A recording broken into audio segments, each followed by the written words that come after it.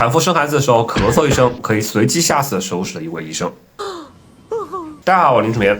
如果评选产科手术中医生最怕的词，羊水栓塞应该当仁不让。这几乎是产科鬼门关的代名词，一旦发生，产妇死亡率极高。刘强东的妹妹就是羊水栓塞去世的，但凡能抢救回来，都算是全体医护人员小宇宙爆发加病人福星高照啊！前段时间我们隔壁医院抢救回来一个，那把人家高兴的啊，恨不得天天宣传。那这个视频我们就来详细聊一聊什么是羊水栓塞，什么症状，以及我们应该怎么抢救。羊水栓塞是由于各种原因导致的胎儿体内的羊水突然进入到母亲的血液循环中。正常情况下，羊水和血液循环是绝对不相通的。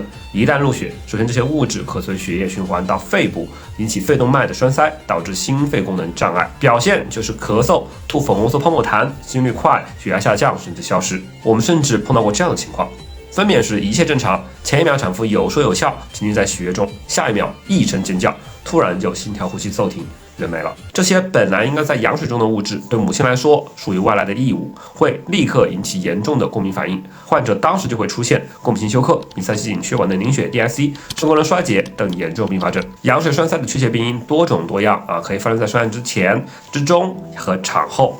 其发生有几个必要的条件：羊膜腔压力增加、胎膜破裂、子宫或子宫颈损伤导致静脉丛开放、羊水交通。一般来说，羊水栓塞多见于以下人群：经产妇、高龄、有人工破膜史、宫缩过强或者使用催产素不当、有胎盘早剥、前置胎盘等疾病。上面说了，羊水栓塞又重又快，发展非常迅猛，很多患者刚有症状都来不及做检查就直接死亡。羊栓一般会有些前期症状啊，比如烦躁、咳嗽、喘气，羊毛度突然没由来的下降，表现出来就是口唇发干，然后是恶心呕吐。随着病情的进展，核心症状表现为呼吸困难、血压下降、微经心率等血流动力学的改变。然后由于凝血物质被大量的消耗，凝血直接垮了，全身大量出血，口鼻流血、尿血、皮肤淤血，甚至出现老百姓印象中的那种七窍流血。羊栓患者的肾脏损伤往往也相当严重。谈完了病理和症状啊，到怎么抢救？首先就不用说了啊，保护气道，维持氧合，就是气管插管、机械通气，同时立刻开放静脉通路啊，抗休克、抗过敏，纠正缺氧和心衰，输血、补液、抗凝，综合治疗。有条件的还可能会上 ECMO。羊栓一旦发生，肯定要终止妊娠的，就是说娃如果还没出来，要剖出来，然后大概率需要直接切除子宫，否则子宫静脉丛内的出血太恐怖了啊，相当于水龙头拧开哗啦啦的流。羊栓的抢救其实在于有没有充足的血源来输血。一方面说凝血系统崩了，出血它止不住；另一方面，这时候患者的血液里都是过敏物质，想救他就相当于要把他全身的血液换至少一遍。抢救一个羊栓患者需要的血量是相当恐怖的，要用成千上万毫升的血制品。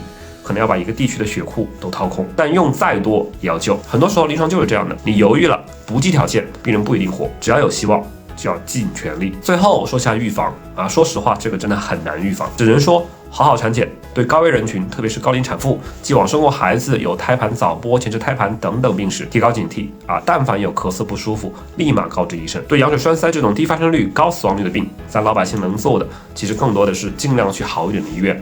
具体就是麻醉科啊、ICU 等抢救力量充足的大3甲医院。视频很长啊，能看到这儿的都是真爱。类似时长的视频，大家愿意看吗？还想我继续做的，评论区说一声。就希望大家永远都用不到这些知识，百病不侵。下课。